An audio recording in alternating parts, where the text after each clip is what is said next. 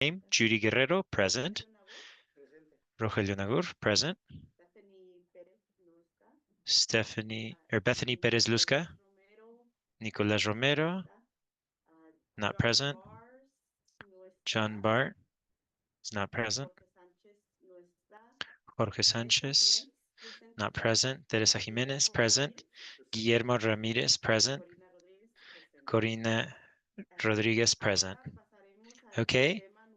And now we'll continue on to item number 2, general public comments. And so this take into account that the advisory commission cannot make a decision with regards to topics that are not in the agenda. And so these public comments, as far as that is concerned, does anyone have any comments not related to an item in the agenda? Last call for public comment. Thank you. Now, otherwise, I want to set a motion to approve the agenda. Do we have a motion?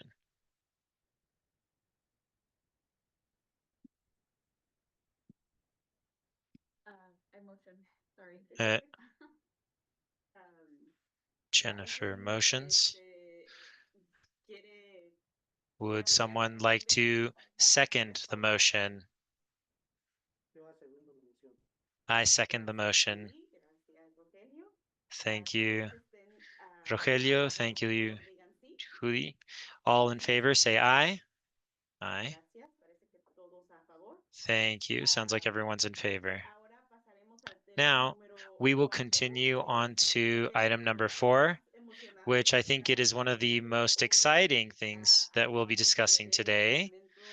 We just had someone we just swore in, Guillermo and Teresa, so welcome.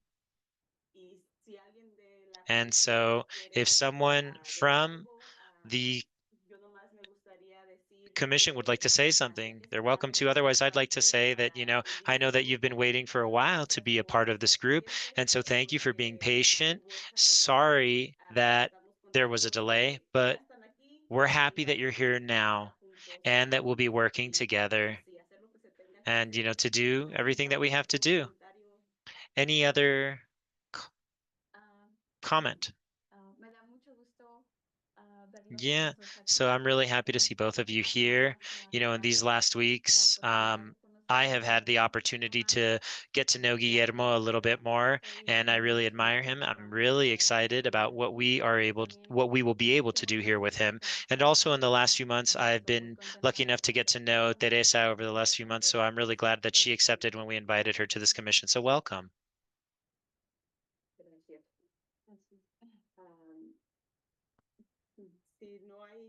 Yeah, so unless there's anyone else that would like to comment, we can continue on to public comments. Are there any public comments?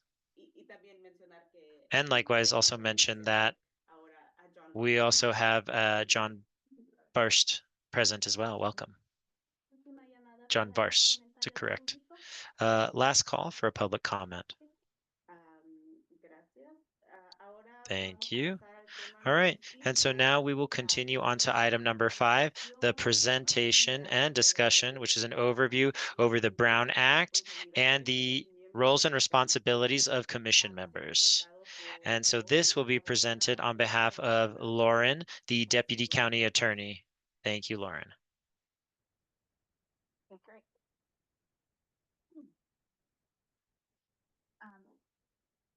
If you want to put this Spanish version up, I have an English version here.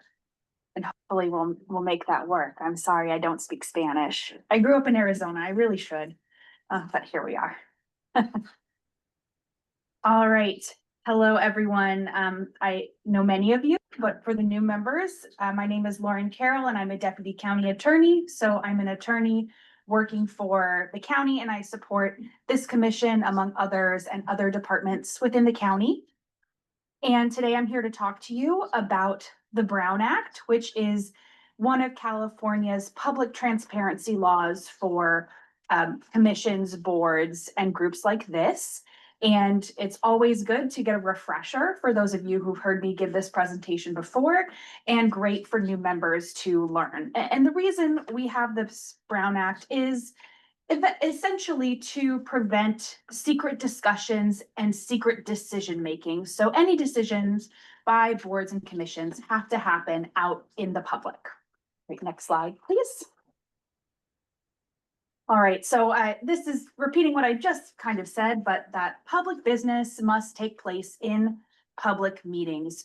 So the Brown Act exists to make sure that all of your decision making that you have as a commission happens in a setting like this, where there's an agenda, there's an opportunity for the public to hear and to comment, and that's essentially it, that we want to make sure that the public is engaged and involved in decision and aware of decision making. All right, next slide. So this is just a statement by the legislature, and you have it here, but I'll just pull out this bit of the quote. It's the intent of the law that their actions be taken openly and their deliberations be conducted openly. Just more language from the legislature specifically explaining why we have the Brown Act. All right, next slide, please. All right, now we're into the meat of it. So when does the Brown Act apply? The Brown Act applies to all meetings, and a meeting under the Brown Act means any congregation of a majority of members of any legislative body at the same time and the same place to hear, discuss, or deliberate on any matters within its jurisdiction. And so what does this mean? This means that anytime a majority of you gather together to discuss commission business, that is a meeting subject to the Brown Act, and it has to follow the rules of the Brown Act. And so this includes in-person and electronic gatherings. So a text message thread, a Google Doc where you're discussing issues or you're all working on something together, email threads. These are all Brown Act meetings that have to follow the Brown Act. So as I say here, Brown Act must be public, have an agenda, follow the agenda, provide opportunity for public comment, and meet other requirements. Okay, next slide, please. So this slide is about avoiding accidentally creating a Brown Act meeting, and it happens sometimes. And one way that a Brown Act meeting is accidentally created is a reply all email. Let's say Jennifer or somebody sends an email out to all of you, or maybe Karina sends out an email saying, I want to discuss farm worker housing. And then Judith responds and Rogelio responds and everyone responds, or in a text message where all of you end up discussing your feelings on a particular topic outside of the context of a meeting like this. That's an accidental Brown Act meeting, and you want to avoid that. Also, sometimes something that comes up is what we call serial meetings. And that happens where maybe Guillermo has an idea of what he wants the commission to do. So he talks to Teresa, who then talks to Nicolas, and on and on and on, until a majority of you have all kind of participated in this conversation unintentionally, but outside of the context of a meeting. And then there's also hub and spoke meetings where maybe, Karina, I'm going to pick on you again because you're the chair, just goes to each and every person and tries to test the waters and see what you think about something. That is a meeting under the Brown Act. So these are the kinds of things you want to avoid. Another thing that sometimes comes up, especially when you're really excited about an idea, the meeting might end and you say, hey, why don't we continue this conversation in the parking lot? Or why don't we all go out for lunch tomorrow and discuss? That's a problem. You can't do that if a majority of you, so 5+ of this group, want to discuss something within the purview of the Farm Worker Advisory Commission. You need to do that in a public meeting. And so here I have the bottom line. If you want to know what your co-commissioners think on a topic, you need to ask for it to go onto the agenda for next time. And that's when you would reach out to Karina or Jennifer or anyone else who would put something on the agenda. Oh yes, Corey. All right, great. All right, so next slide, please.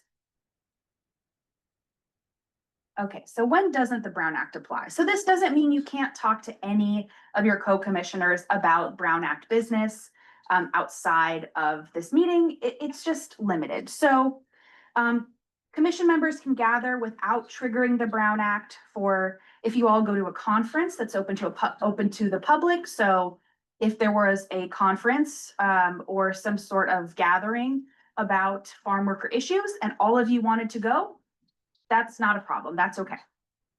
Social or ceremonial occasions. So if someone's birthday party or a ceremony to acknowledge someone significant in the community, the Brown Act also doesn't apply.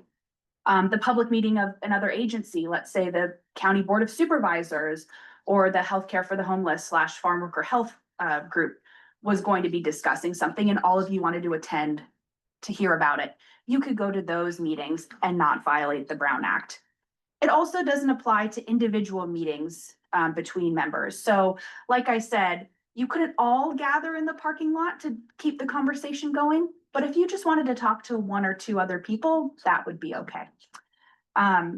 One key thing is if all of you or a majority of you go to a conference or go to a party or go to another public meeting, you just have to be wary of talking about things that are going to go on the agenda for the commission. So if you're all at a Board of Supervisors meeting and you hear them talking about something and you're like, wow, I really agree with that. I really disagree with that. We need to get that on our agenda. End it there. Let's, put it on the agenda. Don't keep talking about it. All right, next slide, please. I also should have said at the beginning, interrupt me if you have any questions. All right. Probably the most questions I get about the Brown Act have to do with remote meeting attendance. And I know we're working with potentially a new Zoom option here, but I just want people to know that the Brown Act is an old law. I mean, maybe not that old in the grand scheme of things, but before modern technology. And it's really hard to participate remotely under the Brown Act, which is why we all meet in person. So before the COVID-19 pandemic, basically no one ever participated remotely because the rule was if you're going to participate remotely, you have to put your address on the agenda and allow the public to come to wherever you're meeting from. So if you're meeting from your home, that means you have to put your home address out there and people have to be allowed to come to your home, which nobody wants to do, I don't think. So typically people did not participate remotely under the Brown Act before COVID. And then during COVID, basically every Brown Act meeting went virtual through a special emergency proclamation from the governor. So it was all Zoom all the time.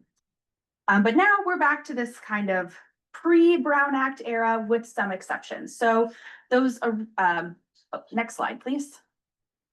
Oh, yes, Judith. Lauren, is there an exception and a loophole or an exception there? Not so much for us not to be present, but for the audience to have the option for Zoom as the Board of Supervisor does.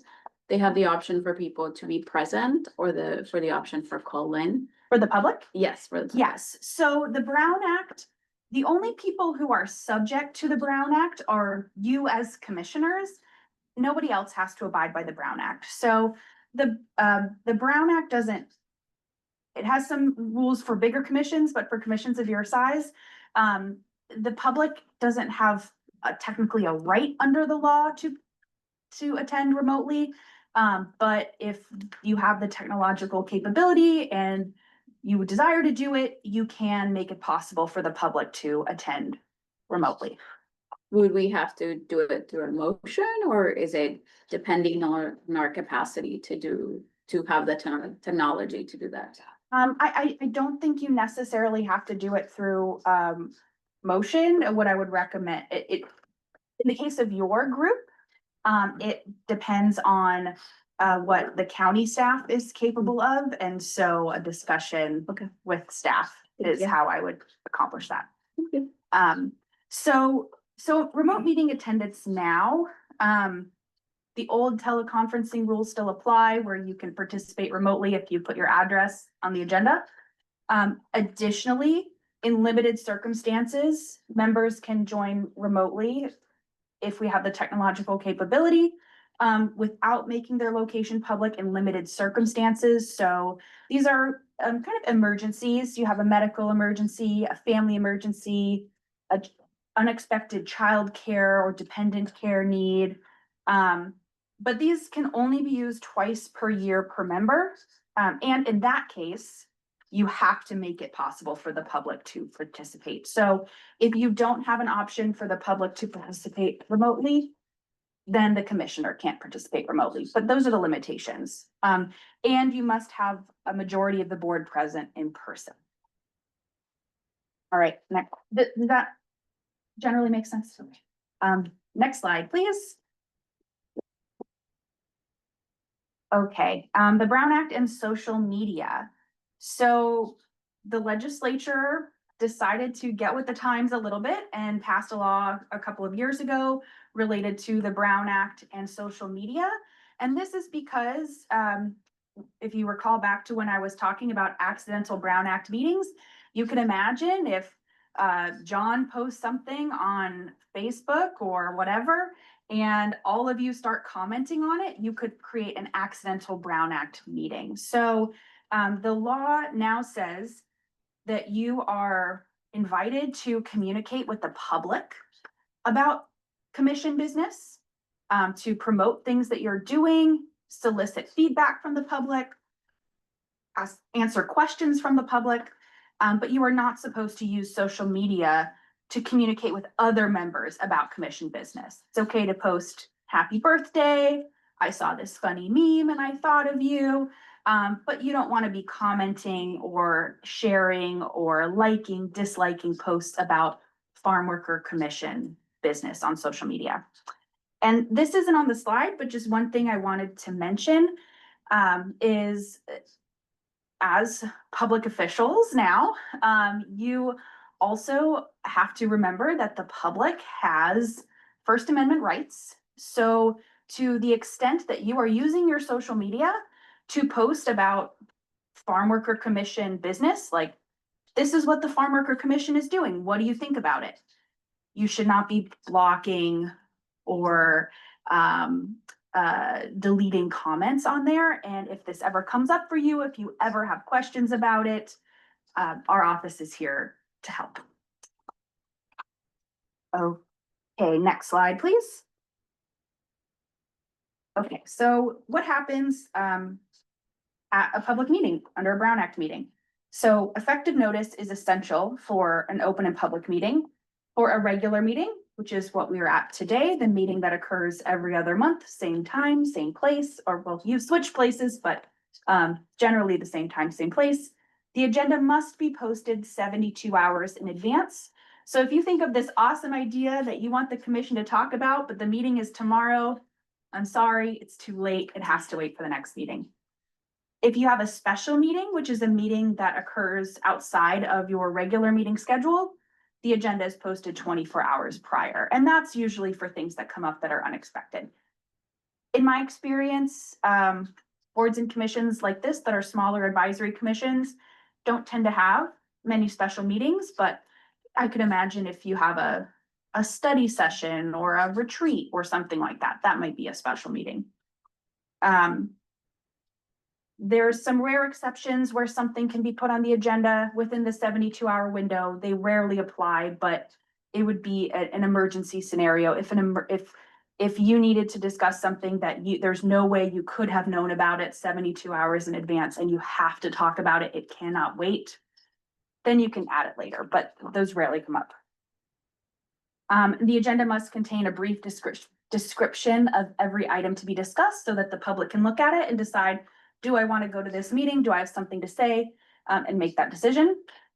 And then the agenda must include time for public comment. So that's why, you know, Karina and Jennifer are always asking for public comment after every item, even if sometimes there are no indications that someone is going to make a public comment. Okay, next slide, please. Okay, the public's rights under the Brown Act.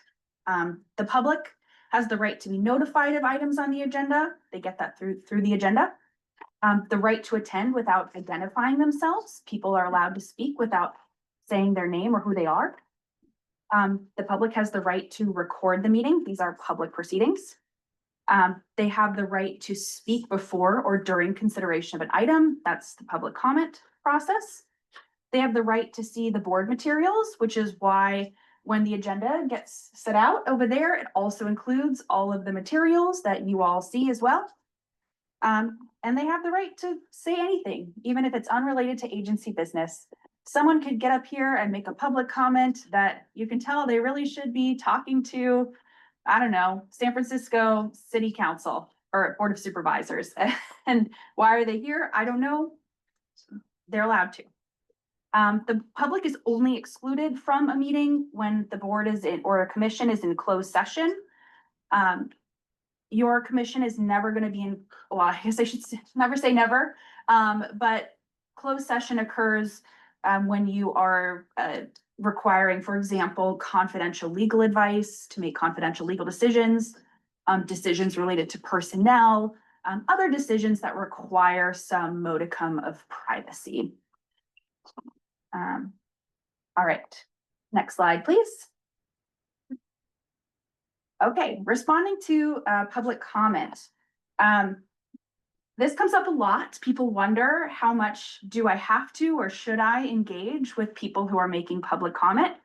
A little bit, it's up to you, but ultimately up to the chair to set the tone for how a commission engages with the public. So because you're limited to the items that are on the agenda, if someone comes up here and they make a comment on something that isn't on the agenda, you can't keep engaging with them on it. You can say, thank you, that was interesting. Maybe staff, let's add it to our agenda for next time. But you can't keep having a conversation about that thing that wasn't on your agenda for tonight. But you can briefly respond, as I say here, to give some information or correct misinformation. Like if someone gets up here and they bring up something, let's say a farm worker health, and they say, and it's not on the agenda, but they say, I really am having this issue and I care about it. Who can I contact? It's okay to respond and say, here's somebody that you can contact. But you can't just continue the discussion. When a member of the public comments on an item that is on the agenda, you can discuss the comment because it's on your agenda, but you're not required to. And so you don't have to respond at all to something that someone says, or you don't have to treat it like a conversation. If you ever watch a Board of Supervisors meeting, that's usually what happens.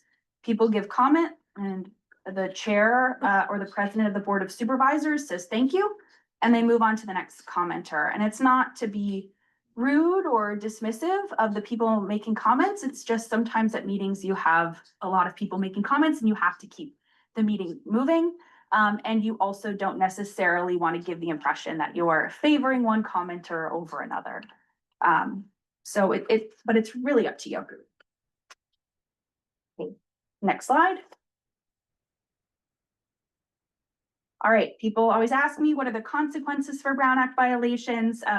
Generally speaking, most Brown Act violations are accidents, not intentional. And so those kinds of accidents are unlikely to result in serious consequences. The consequences that come are usually if let's say a city council makes a significant contracting decision where they're agreeing to contract with the council member's brother and there's kickbacks and it's all shady and nefarious, and they come to that decision outside of an agendized meeting. So it's really, really sketchy, bad stuff is happening. That could result in lawsuits. It could result in a decision being reversed. So, they approve the contract and that contract approval gets undone until they come back and make that decision in a Brown Act meeting. And for intentional violations, technically there could be criminal penalties, but I feel very confident saying that's not going to happen here, right? Okay, but technically that's possible.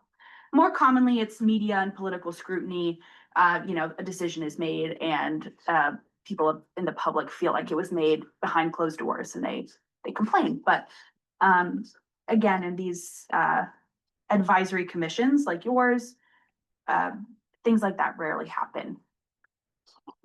I don't want you to get scared. I need to say that these are very, very, very, very rare and unlikely to occur. And if you ever have questions about the Brown Act, you can direct them to Karina or Jennifer, who will then direct them to me, and we'll figure it out. Okay, next slide, please. Okay, this isn't the Brown Act, this is the Public Records Act, but it's closely related and I wanted to mention it. So the Public Records Act is another California transparency law that basically says any document that you create or have related to the commission is a public record.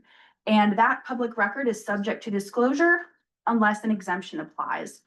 So anytime you are jotting down notes or sending an email, sending a text message, these documents that you're creating related to the commission are public records. It doesn't matter if you're doing it on your personal phone or a personal email address or just writing down in a notebook that you take home with you. If they discuss commission business, they're public records. And so what happens is sometimes a member of the public says, hey, I want to see everything related to this decision that you made. And we have to start usually working with my office, the county attorney's office. We gather all the documents and we hand them over to the person who requested them. There are some exemptions to this. So things that are kind of obviously confidential, like personnel records, medical records, and sometimes documents that reflect decision-making. So maybe notes where you're weighing the pros and cons of an idea before the decision is made. Sometimes those can be withheld from disclosure. But you should go with the assumption that any document that you have related to the commission is a public record and could be disclosed. All right, next slide, please. Okay, and I just want to remind you that if you ever receive a request from the public for records, you can reach out to me or Jennifer and we'll help you with that. This often comes up that people think that the member of the public has to say the magic words, Public Records Act, for it to be a Public Records Act request.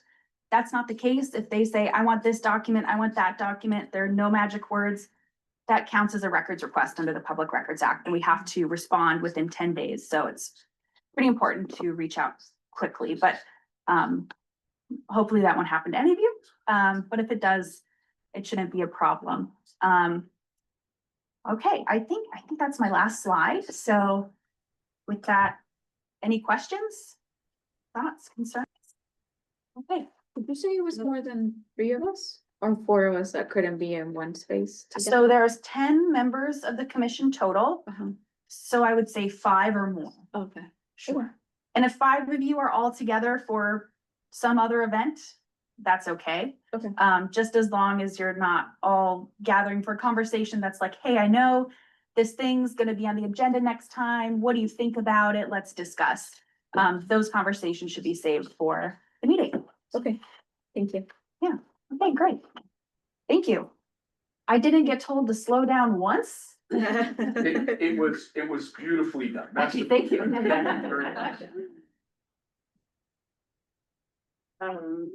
Gracias. Thank you. Thank you, Lauren.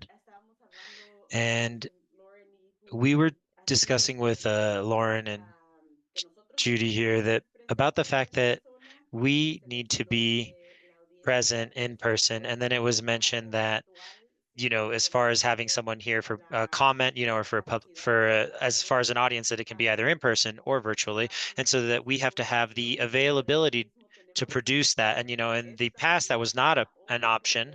And now that's why we're using this device that's here today, because that is what is trying to be utilized or implemented by the county in order to make sure that we can offer meetings like this on Zoom. So, you know, soon we will be able to offer this, you know, not for us, but for the audience, for them to be able to participate by Zoom as well. That's just something I wanted to mention as well.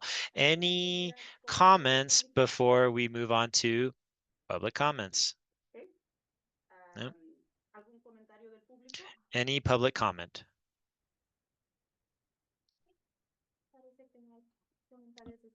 It appears that there are no public comments. Thank you. And so now we will continue with item number 6 of the agenda, which is identifying a date and location for a housing listening session regarding the affordable housing. Now, I know that there are 2 new people in our group. And so just a reminder for everyone, if it's just about a meeting or two ago, we had discussed the potential of having a session to have comments from everyone within the county, but also in particular, we want to focus on farm workers so that they can come and share with us um, what they would say is good or bad and what their concerns are in terms of housing, for farm workers. And something that we had mentioned at that time in that meeting was that maybe it would also be a good idea to have a similar meeting regarding health at Media Luna, at Half Moon. And, that would also be like, say, having a meeting in Pescadero as well. So, that would be something worth discussing. Yeah, I think that we had agreed that it would be good to have a conversation about housing in Pescadero, but we had not decided a date or a time yet. So maybe now we can determine that. So can we pick any date, Jennifer, or does it need to be a date that is proposed and then defined? Or, yeah, I believe that you would be the ones to decide. And so is that something that would be done in another meeting though? Or could it be on a date that is not already set as a meeting? Because I know previously we had had a special session that was not for a commission meeting. So that would be a decision that the commission would make. All right.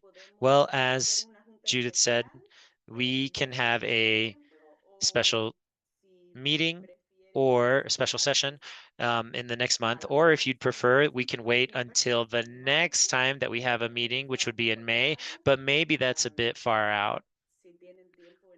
So if you have time in April, like maybe the second Wednesday of April to have that meeting, a comment. Yeah, I think that, the sooner the better, but also we need to make sure that we can see what the schedule would be, just considering the fact that we all work and there's some people who don't get off until 4:30 or 5 o'clock. And so we need to take into account the schedule that would be best for everyone. But I agree, my opinion would be that having a meeting, say at Media Luna or having it here in Pescadero.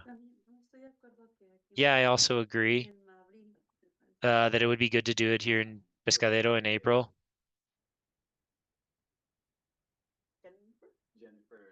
I know that Jennifer said that it is a decision, it is our decision in terms of the date, but I imagine that we would want to have the county support on this. And I imagine that it might also be easier to do it on a Wednesday, like we had done previously.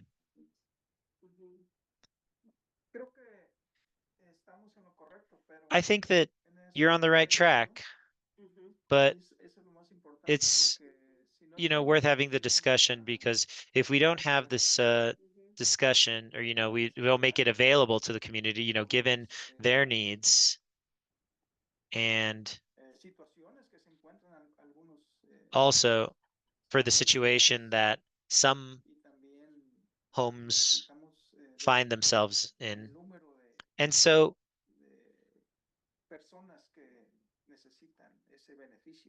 I think we need to consider the amount of people that could benefit from this, from this housing.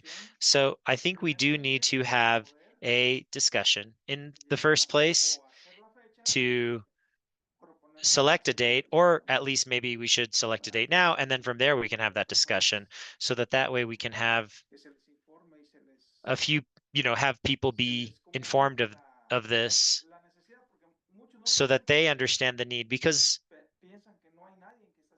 many of them don't participate given that they think that there's no one who has their back. And so, maybe we are maybe we do have their back, but we're not necessarily making the outreach necessary. So I'm not sure what else to say beyond trying to do it as soon as possible.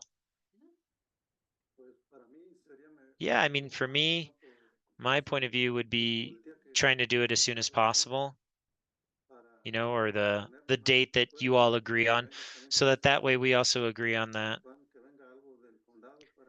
And we can try and do something with the county to make sure that the county is also supporting us in this, and to make sure that we also just have people participating from the community here in Half Moon Bay. And so I think I agree with all the comments that have been made thus far. And I think that as far as the county, the date that they would not be able to do it would be April 1st. That would not be a good date for me either. Just in terms of like what's being done as far as food being provided for others. And so, I think that also gives us some time for outreach for this meeting. Um, so maybe April 8th? I don't know. Maybe the 15th? Yeah, we just need to make sure that it doesn't end up having like a scheduling issue with casual cambio, or with any other meeting or any other event. Yeah, because you guys get together on Tuesdays. Okay. Yes. Okay. So there's no scheduling conflict there. Okay. Sounds good. So I think between those dates, what do you think would be best? The 8th or the 15th? For me, I will not be here on the 8th. What about the 15th? Well, we can adjust to John. It's the last day for taxes, right? That's tax day. So we got to make sure to tell everybody as well with outreach, make sure you file your taxes beforehand. File your taxes. So the 15th? Yes? Yeah, let's shoot for the 15th. Excuse me. I think that we can have the option of doing it on the 15th and also make sure that we're doing our job to, kind of help bridge the gap and make sure that the community is aware, because I think with better outreach, we'll have better support. And so if we're able to, create that outreach, then there might be others. And yeah, and I think last time we also had prepared like, some banners maybe, or, we had prepared some information that we can also give with Sarhope, or like some brochures. And so that way we're able to share the information, because it's not just us talking, right? But really making that effort to have outreach of members in the community so that they can participate. And so we will work with this date, April 15th. As far as the schedule, what are you thinking? Because this meeting, for example, starts at 6. So do you think that's a good time? In my opinion, yes. Yes? Yes. All right, so April 15th at 6 p.m. in Pescadero. We need a motion. Hold on. But will that be here, or will that be somewhere where people will be made aware of it or be able to participate? Yeah, so I think Jennifer was going to mention if we can find out if we can do it at what location. So I don't know what permission we need, but I know that there's a school next to your office that is the elementary school there. They have a gym there and they have the space to have more people present. Yeah, I think we can try and ask for permission from them, but that's something that would need to be done separately. So we can discuss those details further, but I believe that they would have enough space. All right. And so I think we need a motion. So I have a motion. Do I have a motion for having this meeting in Pescadero at 6 p.m.? Judith says aye. We'll make the motion. Do we have a second? Yes. Thank you, Judith. Thank you, Teresa. All in favor of the motion, please say aye. Aye. Okay, the motion is approved. All in favor. Thank you.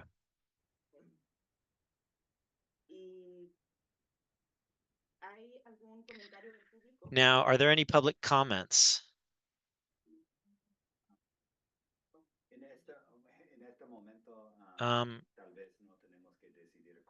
At the moment, we may not need to decide how we would promote this, but it is important to communicate it to the community.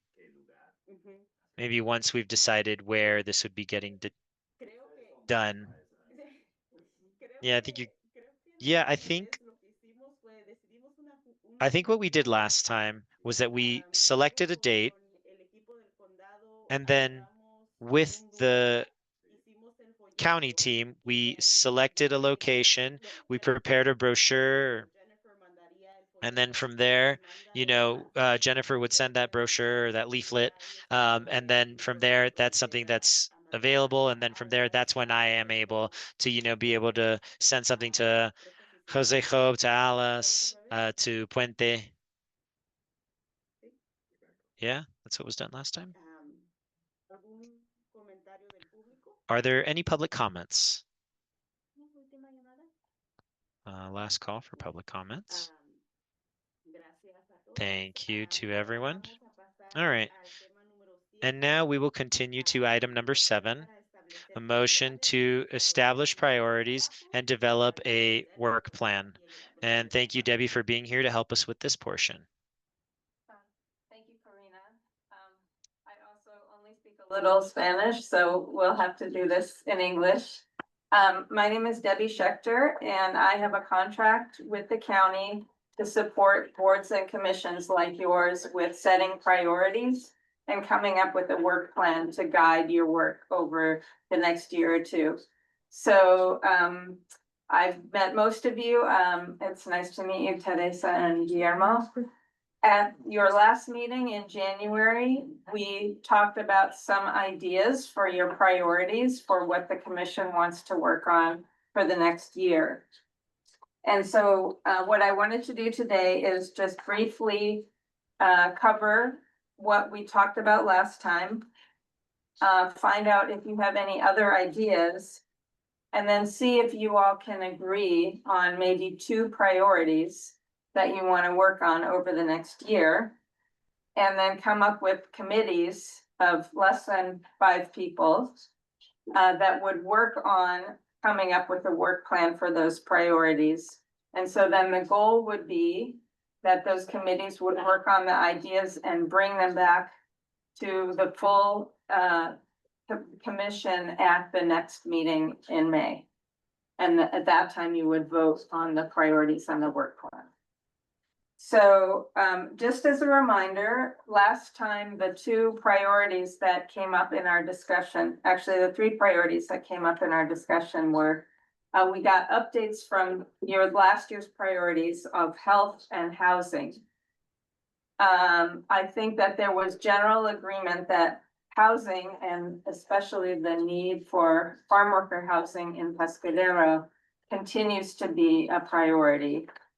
And then the new thing that came up was workers' rights. So continuing to assure that workers know their rights and collaborating with the County Office of Labor Standards. So I'm hearing already that you're continuing to work on housing for farm workers.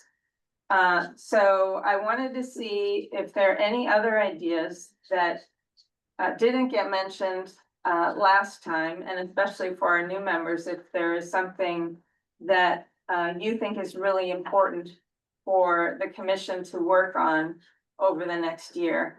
And also just keeping in mind that your role is to advise the county and the Board of Supervisors. So, you actually, with housing, you can support the county to build housing. You can come up with information for them that would support the idea of building housing, but obviously as a commission, you're limited in the actual work that you can do. So the idea would be to come up with some priorities that have real outcomes. So I know for housing, you've already talked about the need for more affordable housing, so that one might be to support and advise the Board of Supervisors to provide more affordable housing. That's just an example. So as I said, I wanted to open it up and see if there are any other ideas that you all have for priorities that the commission should work on over the next year. It can be anything that you didn't mention last time that is, something that you've been thinking about. Anything, we're open for discussion of all ideas, and then the idea would be to narrow it down. I think a lot of things have changed since we spoke to you last. I would just like to put out there that I would like for us to focus and make sure that as things continue to change, that farm workers are going to continue to have access to quality healthcare, especially given the rules that are changing with Medi-Cal and what that will mean once they're not eligible for one reason or another. Okay, so maintain farm worker access to affordable health.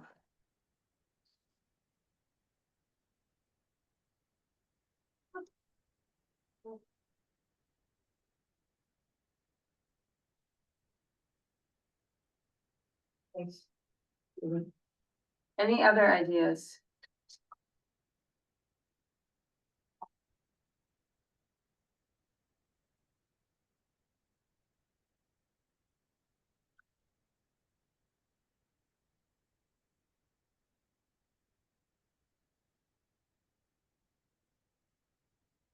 Give you a minute to think about it. We have some time for this. And in the meantime, I'll just write up the other ideas that you already have, which were housing, farm worker housing.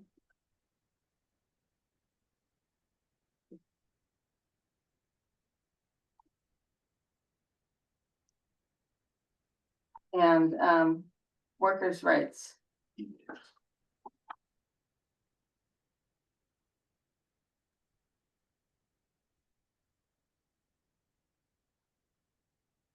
Anything else that's coming to mind for anyone?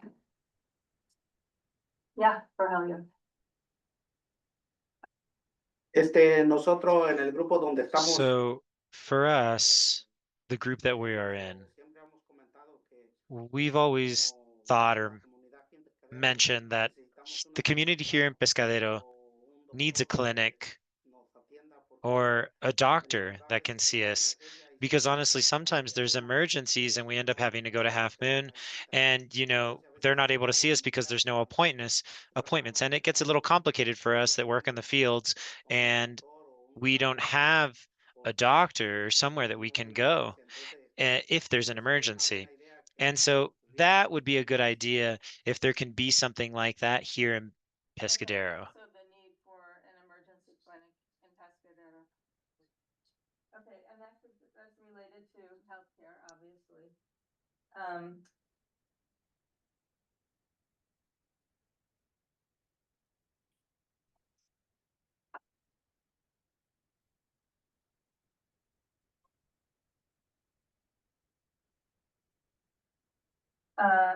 So, and that could be part of this overall objective of farm worker access to affordable healthcare. So one thing that you would do, like if as a commission, you decide, or committee, farm worker commission, sorry.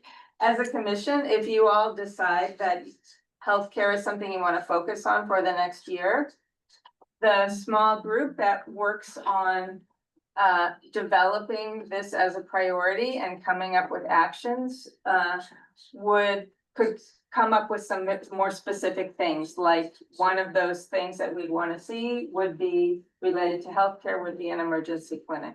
So that would be part of developing this priority. Yo también quería mencionar que Yeah, and I also wanted to mention that una área, como Debbie maybe this is in an area like Jody had said that, maybe we can advise the county and the supervisors, because we are limited in terms of what we can do. But, on the topic of immigration, it's even more complicated, insofar as like what the county or the supervisors can do specifically. But I think we all know that the situation is difficult right now. And so we shouldn't forget that. And in a way, this is connected also to healthcare and to health insurance. Depending on someone's immigration status, they may qualify for different programs. And so if we are able to focus on that, on education, because a while ago we did have a presentation that was on behalf of the county for these programs. And so maybe it would be a good idea to do that again, for the community as well as for ourselves, because whether we like it or not, one's immigration status is difficult. Well, yeah, I mean, I'm thinking on the subject of like workers' rights. Currently, in the different work fields, there is still repression of workers,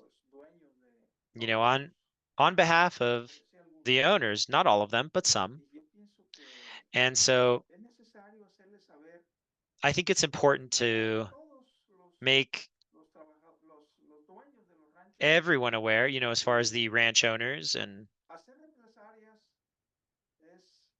as well as,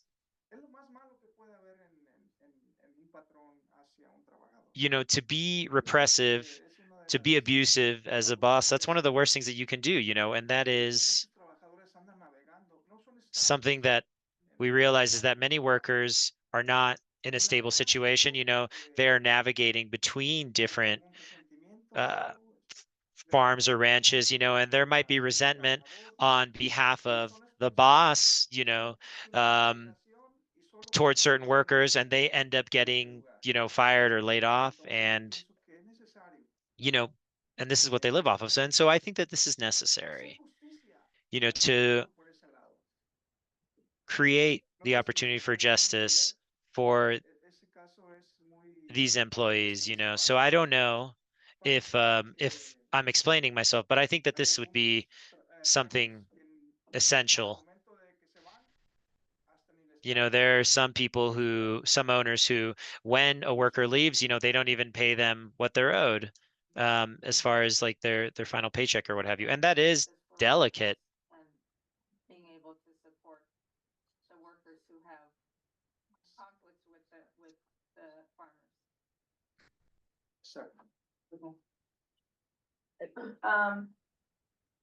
All right, so now we have 4 potential priorities. These are all really important.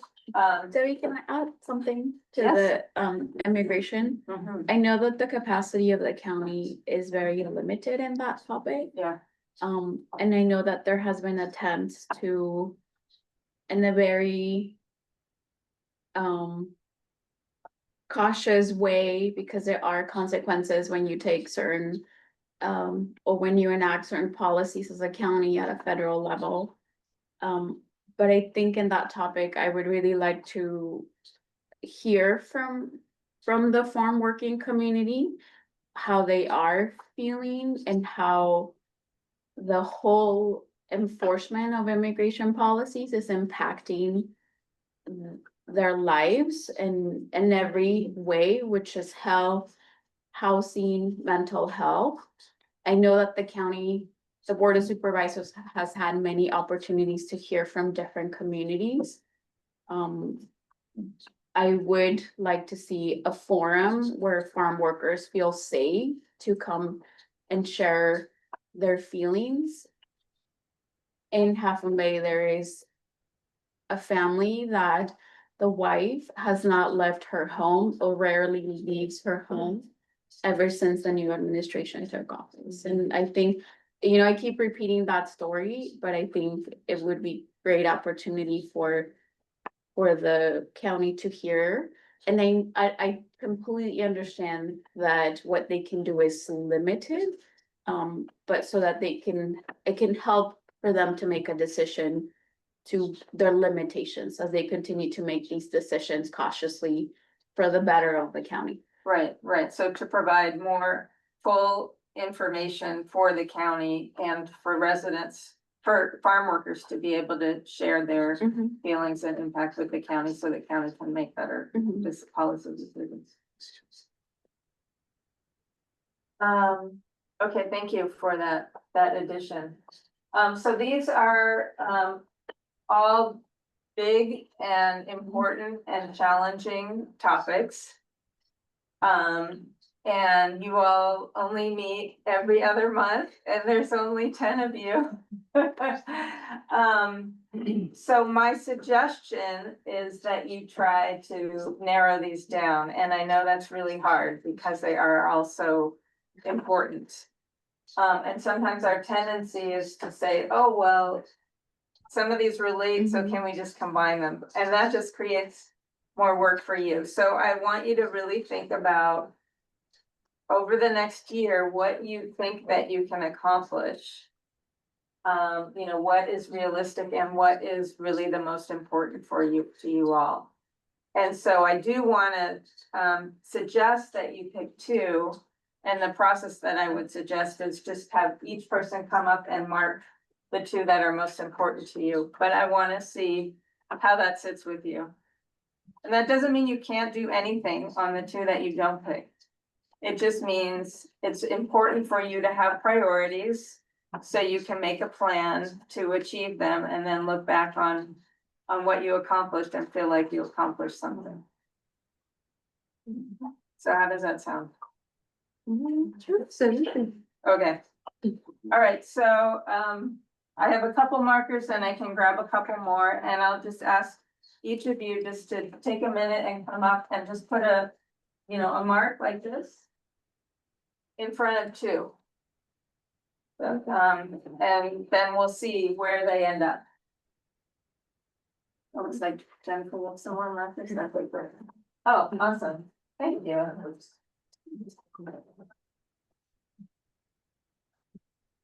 They have. This. And I think we have a couple more.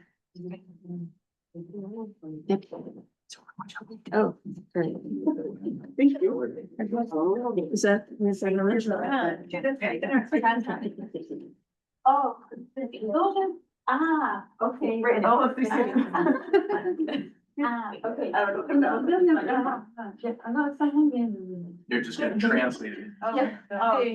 Yeah, thank you. So sorry.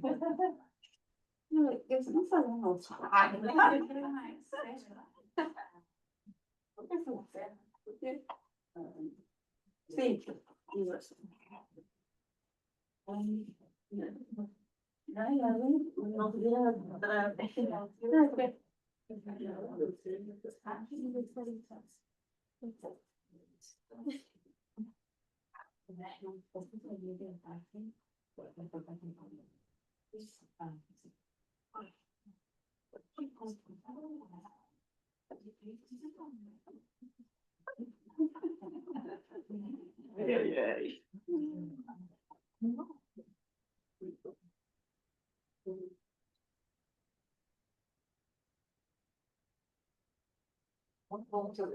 Dos.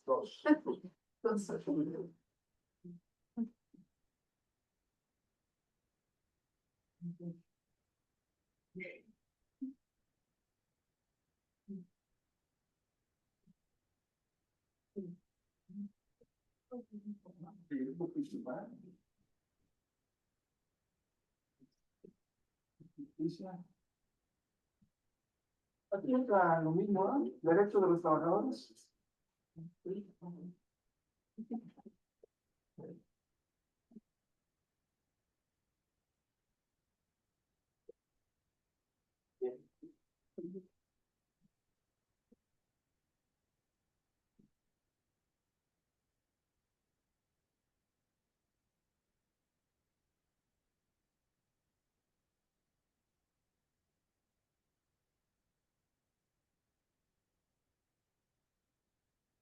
Okay, did everyone have a chance? Did everyone have a chance to put their marks up? Okay.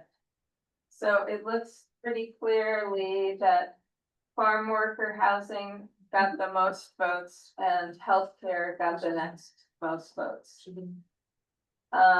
So it looks like those will be your priorities.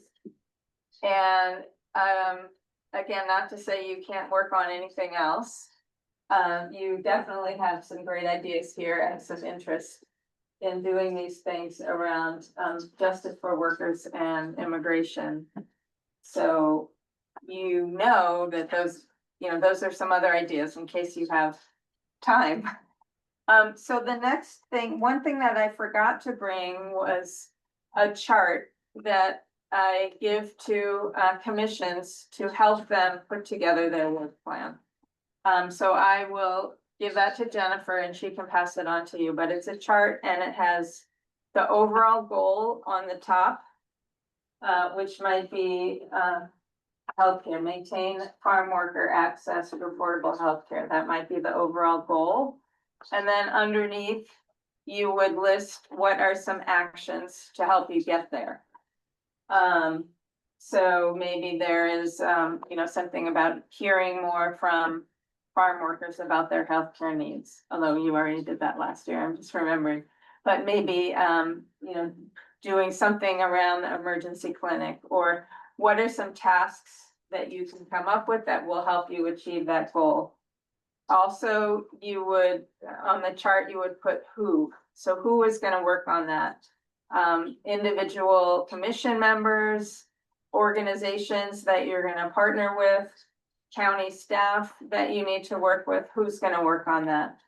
Are there resources that you need? Information from the county or something else? And then what is the timeline? So is this gonna happen in the next 6 months? Are there some tasks that can happen sooner? What's the timeline? So I will share that chart with Jennifer and she can share it with you. The other thing we wanted to do is, in order to get that chart filled out, you'll need to work on it outside of your commission meetings. And so we wanted to see if we could form 2 committees. It sounds like you might already have one for housing. From last year, I don't know. I think We it, had one, but yeah, people you have probably been out. Okay, so you wanna form, so you wanna form 2 new committees within your commission that would work to put that work plan together.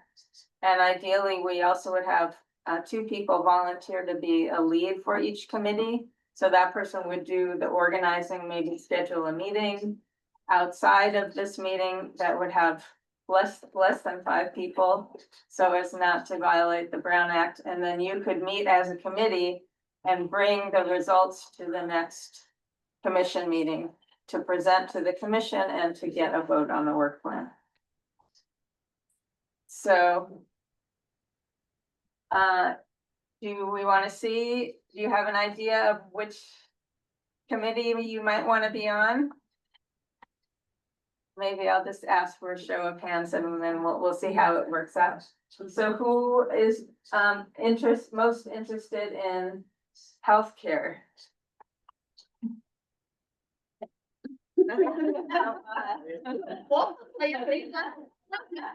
And that also, it also doesn't mean you can only work on healthcare. It just means for the purpose of putting together this work plan, you're gonna be working on that. A mí me gustaría estar en el de salud. I would like to be in the health plan. Who else?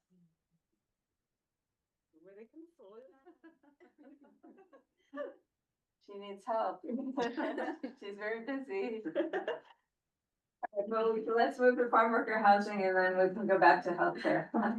Who wants to do farm worker? Everyone. Okay, so who wants to be the lead for farm worker housing? And again, it doesn't mean you're doing most of the work, it just means you're helping to organize the other people. Yo acompaño a Corina I would be happy to help Karina. You know, I think that we have some really good intentions when it comes to the housing project, but you know, I think other people can step up for that.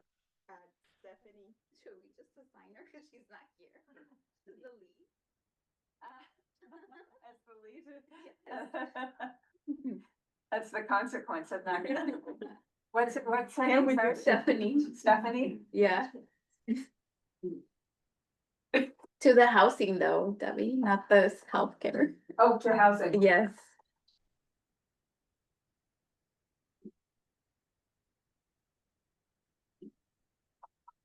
If you are comfortable making her lead, I'll just. Yeah, yo creo que sí. Okay. Y ya ahí Who creo else que ya more? entrarían Okay. los Who else demás. wants to- Ustedes Yeah, and so tres. they would go. You two would help, or you three would help, Stephanie. Okay. As the interpreter, it's hard to hear if multiple people talk at once. Sean?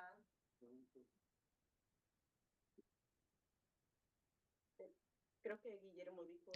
I think Guillermo said that he would like to as well. He would like to participate or be in housing.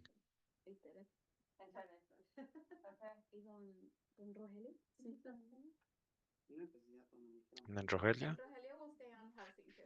Can we do that? We have 5 people on it. I would say 4. 4. No hay espacio para mí. In the family. A little So- space for me. Yeah, so then would you, do you want to be the one who coordinates the meeting? I mean, we can boot Stephanie. Oh, no, well then, you know, I'll switch over to health, and then if he would like, if my friend here would like, he can stay as housing. Yes. Just so that way he can help with the organizing for housing. Yeah, because I mean, either way, we're still walking together, right? Oh, she said she did the lead. Yeah. I heard that.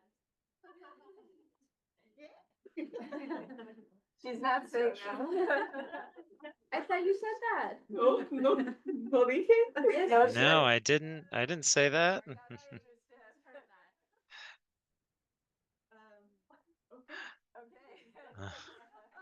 Okay. Okay, so for healthcare, we have Karina as lead, Nicolas, Teresa, and Judy, and then for housing, farm worker housing, we have Stephanie as lead, John, Guillermo, and Rogelio. Okay, so as I said, I will send Jennifer the chart. And then your job will be to try to fill it out with the goal and tasks.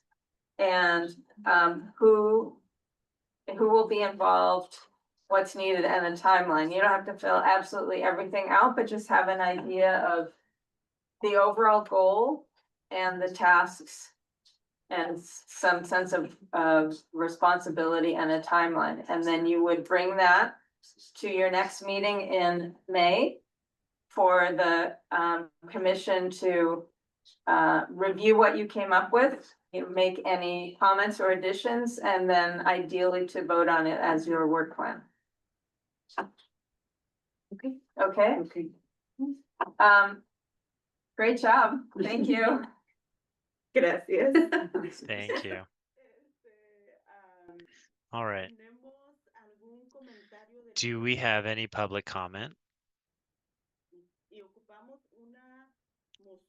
We also need someone to make a motion as well in order to establish these 2 priorities and to establish these 2 work groups. Yeah, give me just one moment.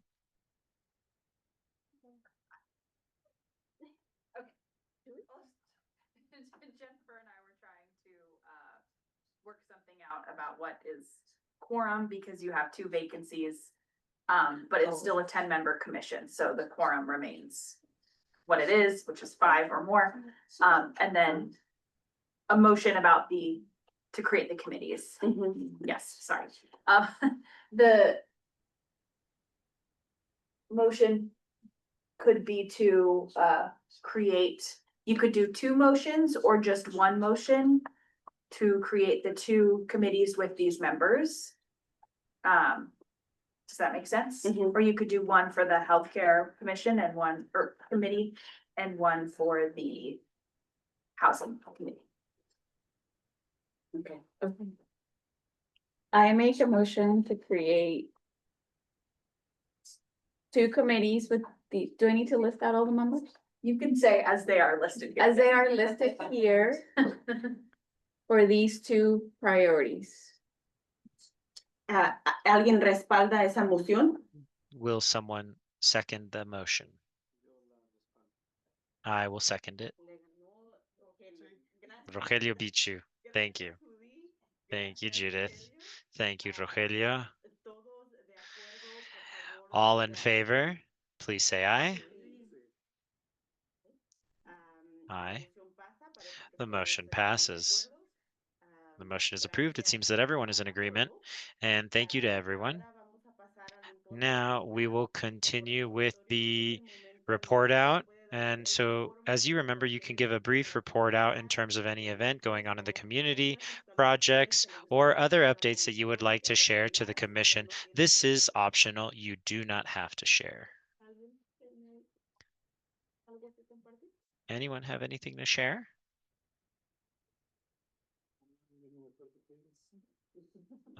Couldn't hear that. It's a little far from. So we will have an event on the 28th of March. And so I'm hoping that everyone here present will also be able to join us.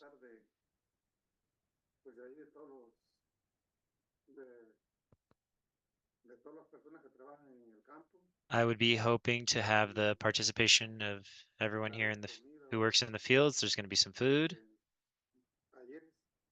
There's going to be some workshops. And so hopefully you'll grace us with your presence. And who is doing this event? Guillermo? Judith and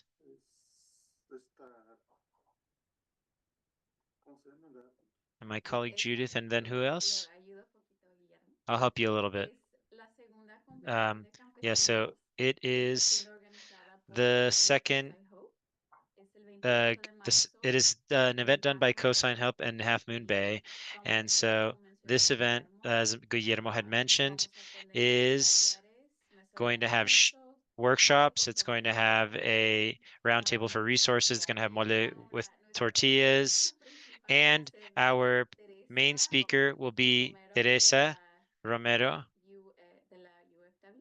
from the from UFW or UWF? Yeah.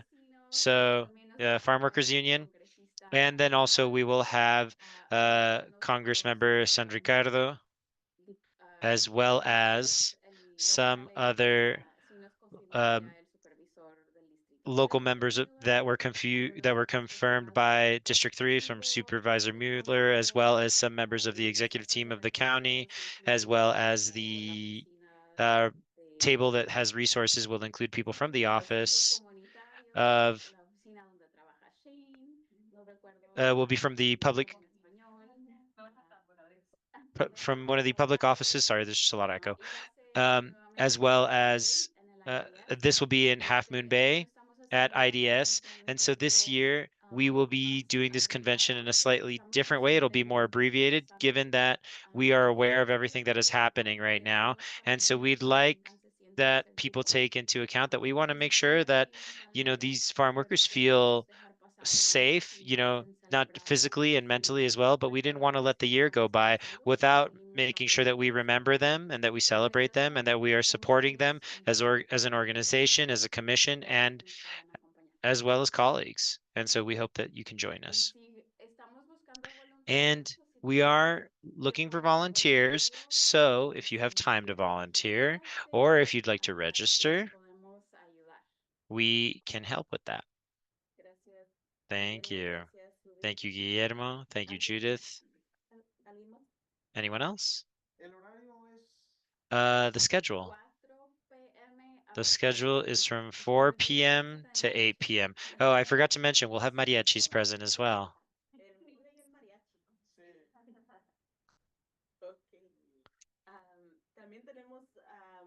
And we also have a report out from Marisol from District 3.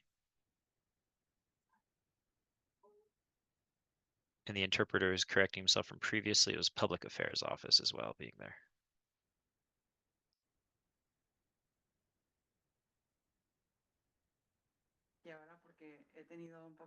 Yeah, so, I haven't had as many opportunities to be here with you in person. And so first of all, I want to say thank you. It's really nice to see you all. And thank you to the staff that has helped to prepare all of this, to get everything ready for this meeting, and likewise for having the meeting virtually. And second, I want to make sure to congratulate Mr. Guillermo and Teresa. I want to congratulate you in your new positions and your new roles. And so there has been a little bit of time that's gone by as well since we've spoken, but I believe that the commission is going to have a great benefit of having you here officially as part of the commission. And unfortunately, the supervisor hasn't had the opportunity to be here in person, but there have been many activities on the coast and in the entire district. And so we have been extremely busy. And, as you know, always being here on the coast, it is truly a gift, to be here as just thinking of these experiences. So again, we congratulate you. We're really happy to see that you're part of this commission, and hopefully you can take advantage of all of the resources that the commission offers, and also having Lauren's participation as well as Judith, who's in charge of the commission. So, well, you see. You see how it's gone down. But everyone, obviously, thank you to Judith for the time, for the fact that she's helped lead the commission, and also to Corina, who is also here as part of the leadership, and Joan as well. Thank you very much. And obviously, we are also grateful for those who have worked and who have been dedicated to this commission. So again, thank you so much to those who are here as farm workers and part of the meeting. Also, I wanted to make sure to give you a little bit of information about what our office does. We have been very involved in trying to improve things here on the coast. Yeah, sorry, I'm starting to forget my Spanish but we have also made a big emphasis on things here in Pescadero to make sure that we can improve the quality of life of people, and we will continue to do so district-wide, and obviously keeping that in mind for our whole county. Lastly, I did want to invite you to an event that we will be having tomorrow on Thursday that will be at Moonridge. And this event is for those who want to meet the supervisor who may not have met them, or likewise who just want to say hi. We will be there as well with the sheriff, with Sheriff Bender, who will be there with his staff. Now, typically, this would be typically the people who are in charge of things here on the coast, and so the officials that are here, part of the that are here on the coast, and so that includes in part the staff and the sheriff. And so we'll be there to respond to questions that the community has made. And so I invite you to participate. I think it would also be really good to be able to say hello to the sheriff as well as Supervisor Ray Mueller in person. And also, it's so that you can introduce yourselves as members of the commission. So we invite you to be there at Moonridge, and that'll be at a little hall there in the community, and that'll be from 6 p.m. to 8 p.m.